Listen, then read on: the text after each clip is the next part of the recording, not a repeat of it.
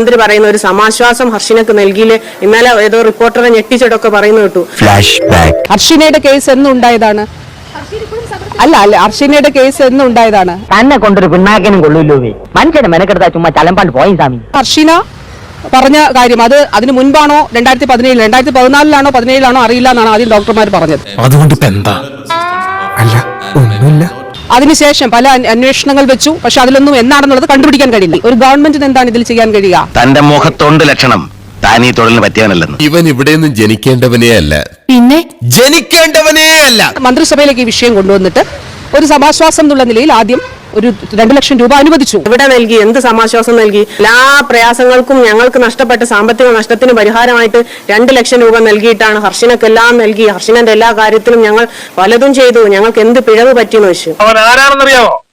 ഇക്കാണുന്ന മനുഷ്യരെ മുഴുവൻ പറ്റിക്കാൻ ഇറങ്ങിയിരിക്കുന്ന സാമൂഹ്യത്തിലൊക്കെയാണ്. നീ വിചാരിക്കുന്ന പോലെ ഒന്നുമല്ല. പാവൻ പാവം പാമ്പാണവൻ. ആരോഗ്യമന്ത്രി എന്ന നിലക്ക് പൂർണ്ണമായിട്ട് 100% പിഴവാണ്, 100% പരാജയമാണ് മാത്രമാണ് പറയാനുള്ളത്. പോയി ചത്തുടടാ. മൊത്തത്തിൽ നാട്ടുകാരുടെയും എന്റെയും സമയം ശരിയല്ല. 2 ലക്ഷം രൂപ നമ്മൾ സ്വീകരിച്ചിട്ടേ ഇല്ല. പല നിലക്കും അവര് നമ്മളെ പിടിപ്പിക്കാൻ നോക്കി. പക്ഷേ 2 ലക്ഷം രൂപ ആകെയുള്ള നഷ്ടപരിഹാരം എന്നുള്ള രൂപത്തിൽ തന്നെയാണ് തന്നത്. ഒരിക്കലും ഒരു സമാശ്വാസമായിട്ടോ ഒരു ചികിത്സാ സഹായമായിട്ടോ അല്ല തന്നത്. ഇത്രയും വലിയൊരു തെറ്റ് ക്ഷമിക്കാനും മാത്രം വിശാല ഹൃദയനൊന്നും അല്ല ഞാൻ. ഇക്കാര്യത്തിൽ എന്റെ വാക്ക് അവസാനത്തേതാണ്. ഇതിലൊരു കോംപ്രമൈസിന്റെ പ്രശ്നമേ ഉദിക്കുന്നില്ല. ഇനി ആരോഗ്യമന്ത്രിയല്ലേ, സാധാരണ ഒരു സ്ത്രീയൊന്നല്ലല്ലോ, ഒരു സംസ്ഥാനത്തിന്റെ ആരോഗ്യമന്ത്രിയല്ലേ.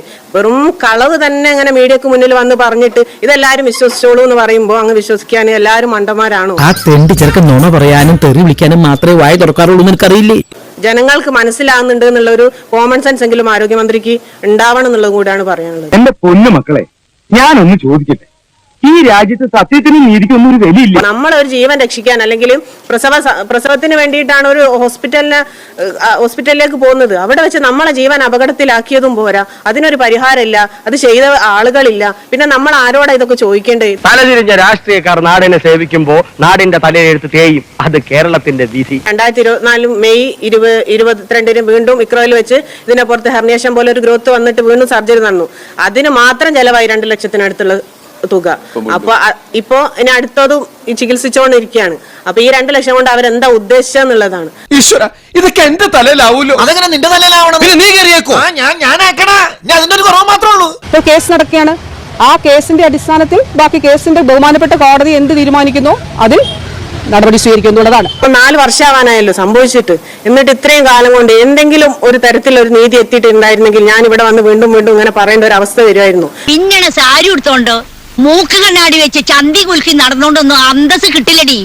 ആ ഗുണം ജനിക്കുമ്പോഴേ കിട്ടണം. ഒരു കോടതി നിയമ നടപടി എന്ന് പറഞ്ഞിട്ട് അതങ്ങ് മാറ്റിവെക്കാൻ പറ്റുന്നതാണ് ഒരു ആരോഗ്യ വകുപ്പിന്റെ തലപ്പത്തിരിക്കുന്ന ആരോഗ്യമന്ത്രിക്ക്?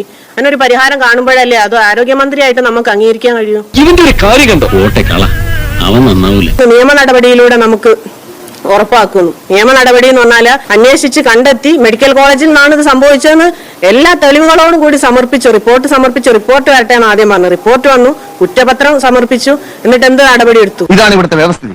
V are living in a very cruel society. ഇവിടുത്തെ ക്രമസമാധാന നില ആകെ താറാറിലായിരിക്കുന്നു. നീപ്പാച്ചന് മനസ്സിലായില്ലേ? ഇതിനൊരു പരിഹാരം എത്രയും വേഗം കാണാന്നുള്ളത് തന്നെയാണ് ഞങ്ങൾക്ക് പറയാനുള്ളത്. ഇത് നിരന്തരം ഇത് വന്നുകൊണ്ടേയിരിക്കും. ഇത് ചെയ്യുന്നവർക്കൊന്നും പേടിക്കാനില്ല. ഇത് ഇരയാകുന്നവർ മാത്രം കാലാകാലവും. ഇവനൊക്കെ എന്ത് ചെയ്യണമെന്നറിയാവോ? വീട്ടിൽ വെച്ച് കൊല്ലണം. പറയുന്നു ജനങ്ങൾക്ക് വേണ്ടിയല്ലേ മന്ത്രിമാര്. അപ്പൊ ഈ ജനങ്ങൾക്ക് വരുന്ന ബുദ്ധിമുട്ടുകൾക്ക് ഒരു പരിഹാരം ഇവരല്ലേ കാണേണ്ടത്.